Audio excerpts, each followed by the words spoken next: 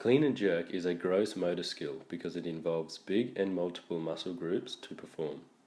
It is a closed skill, meaning that it is performed in a stable environment with no external factors. The clean and jerk has been placed halfway between the discrete and serial points on the continuum because though it has a distinct beginning and end, the skill is broken up into two separate discrete movements, the clean and the jerk. We have also placed it on number 14 on the Gentiles taxonomy skill classification chart because the only thing being manipulated is the bar and there are intertrial variabilities when completing this task. Goal setting for the participant is as follows. Successfully meet the criteria of excellent for at least 4 of the 5 qualitative measures. Comfortably perform the clean and jerk at incremental weights from 25 kilograms to 60 kilograms while maintaining correct form.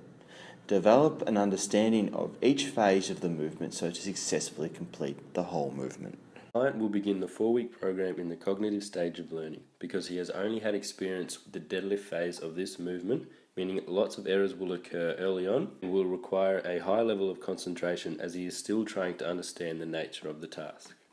During this time, high levels of concurrent feedback will be used, including a lot of visual and auditory feedback, as this will be vital to help grasp the concept of the clean and jerk because it is a complex task. Phrases such as drive hips forward or extend your arms, as this will be helpful with understanding how the movement should look and feel.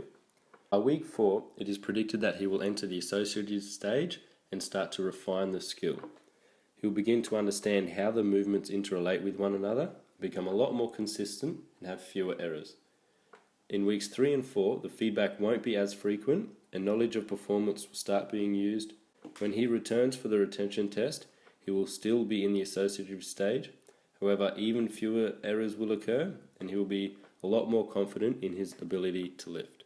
To begin with the setup, the hands are just past shoulder width, pronated with a hook grip while the arms remain straight. Feet are shoulder width apart and flat on the floor, while the knees and ankles are bent and close to the bar. The first point of movement is at the knees.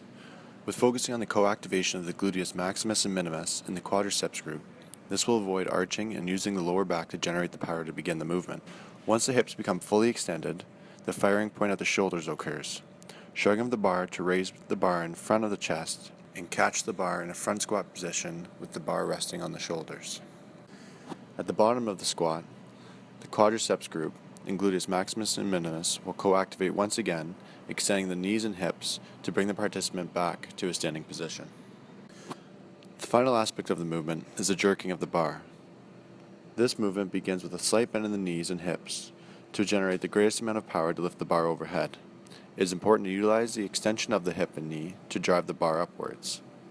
At the same moment of the jerking of the bar overhead, the dominant leg will push forward with the non-dominant leg extending backwards in a lunge-like position and widening the base of support. To complete the movement, the participant is then required to stand up from this position while keeping the arms extended overhead. Each week of the training program will have specific qualitative and quantitative measurements that will need to be met before the participant is able to progress onto the next week of progression. However, there are overall measurements that will be recorded at the beginning of the 4-week training session that will then be revisited at the end of the training program. The quantitative measurements that will be looked at is the overall weight that the participant is able to successfully lift. The second quantitative measurement that will be focused on is the impulse of the lift. The weight in which the participant is lifting and the time in which it takes for them to complete the entire movement will be combined to gain a value that will be identified as the level of impulse for the entire movement. The qualitative measurements have been broken down into 5 key aspects. Each aspect focuses on a separate part of the movement and will receive a rating of fair, good, or excellent based on the movement. The 5 main criteria that need to be met to ensure proper technique are 1. Setup, 2. Activation, 3. Explosive movement, 4. Bar movement, and 5. Powerful stance.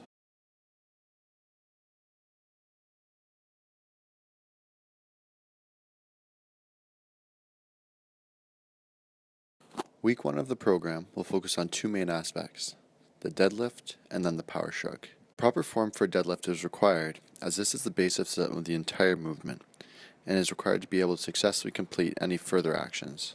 The cues that will be focused on to help the participant understand what the key aspects of the skill are back straight, chest high, face forward, strong hook grip, activate glutes, rigid core, and push hips to bar. Since the participant is relatively foreign to the new movement, a high amount of both visual and auditory feedback will be given both during and after the action. The feedback will mostly focus on the knowledge of performance, as it is much more important that all aspects of the movement are focused on rather than the overall result of the movement. The second phase of week 1 is the jump and initial stage of the shrug. The bar will start hanging at the knees with a slight bend at the waist and knee. From this position, the participant will extend from the knee and hip to propel themselves off the ground directly upwards. At the same time, they will begin to shrug their shoulders and slide the bar upwards on the thigh. The cues for the jump will be rigid core, push through the ground, squeeze trapezius of upper neck together, and maintain good posture with straight back. Verbal cues will be used often to remind them of the parts of the movement that they are lacking. The main qualitative measurements that will be focused on are strong extension of hips and knees, bars brought upwards on the thigh, and shoulders shrugged from the trapezius. Hanging clean. Key points. Hands shoulder width apart. Bar starts just above knee. Straight back. Hips, knees and ankles extend together. Bar close to torso. Catch on shoulders in front squat position. Stand up. Maintain straight back and upright posture. Finish with feet, hips, shoulders in line. Prepare for jerk movement. Verbal cues for hanging clean. Explode upwards through ankles, knees and hips. Lift bar close to torso. Drop under bar.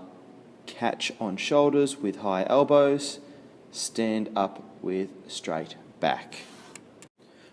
Front squat justification. Front squat was chosen as an exercise as it is a discrete movement that is clearly represented in the clean and jerk. Front squat key points. Rest on front of shoulders, elbows high and forward. Squat down till just before hips start to round under. Heels flat on floor for entire movement. Maintain straight line between shoulders and feet. In week 3, the first session is learning the jump split squat without a bar to help him understand how it should feel when he completes the jerk. We see here in the video that the weight is evenly distributed on both feet and his trunk is nice and upright. Some feedback for this session will be kept fairly simple with cues such as keep tight and stick, referring to keeping his trunk muscles activated and sticking the landing in a strong position. For the second session, we see the jerk being completed with an empty bar and being caught in a nice knee flex position before standing up straight. Feedback for this session will help remind the client to utilize the extension of his hips and his knees to drive the bar upwards directly above his head. This can be done by using cues like snap it to ensure the bar is lifted as quick as possible, or split to help him remind to keep his knees out as he goes into the split squat position. Once the lift is completed without weight safely and technically correct, the next session in the week, plates are added to the bar. The same cues will be used in this session, so there are no differences or any confusions in the way the lift is completed. Week 4 will begin with focusing on all of the key aspects of the lift that have been looked at over the last 3 weeks. From the deadlift and power shrug in week 1, to the upper body clean and front squat in week 2, and the lightweight jerk and the weighted jerk in week 3, it is now time to combine these actions into one smooth movement. The cues that will be used to help maintain a good form throughout the entirety of the movement are a combination of the cues that have been used throughout the last 3 weeks. Since we'll be using the fading of knowledge of performance approach for feedback, the feedback that will be provided within this week's of training will be very minimal. It will only be given outside the certain bandwidth of criteria that we have set, only in times of the participant failing to maintain a straight back, or the lift of the bar is outside the plane of the body, or the knees proceed over the toes during the front squat, will result in a feedback being given. The task intrinsic feedback that will be used throughout this week of training will be much like the other weeks with the use of visual and auditory feedback. It is very important that the participant is able to see how they are performing so they understand what needs to be fixed or what they are doing well to maximize the impulse generated.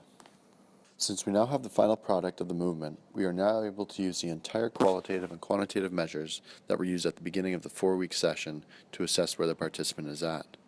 Retention test. The retention test will focus on all qualitative and quantitative results over the previous weeks. The retention test will determine the level of skill that the participant has maintained over the 2-week rest period. It is predicted that results will be very similar or the same as week 4 testing due to being exposed to a well-structured program and a high level of learning. This 4-week program is going to be broken down into 11 sessions. We chose random practice over block practice as this is a complex task that requires a great amount of attention and needs time for the participant to be able to walk away and understand what they are meant to do and come back to revisit the task. Week 1 will involve 3 sessions. Session 1 will focus on the deadlift, Session 2 will focus on the power shrug, and Session 3 will involve combining these 2 movements. Week 2 will also have 3 sessions. Session 1, which is the most important stage, will be the upper body clean. Session 2 will focus on the front squat, and Session 3 will once again combine the powerful movements. Week 3 will only involve 2 sessions, as it is going to be used as a rest week prior to the final week. Session 1 will involve the use of a broomstick to understand the basics of the jerk, and Session 2 will incorporate weight into the jerk movement. Week 4 is when the whole skill is brought together. 3 sessions will be used in this week. Session 1 is to refresh and refine the movements over the past 3 weeks. Session 2, the participant will be shown how all these movements are combined and weight will be added. And Session 3 will involve the movement as an entirety, with focusing on the fine adjustments of the skill.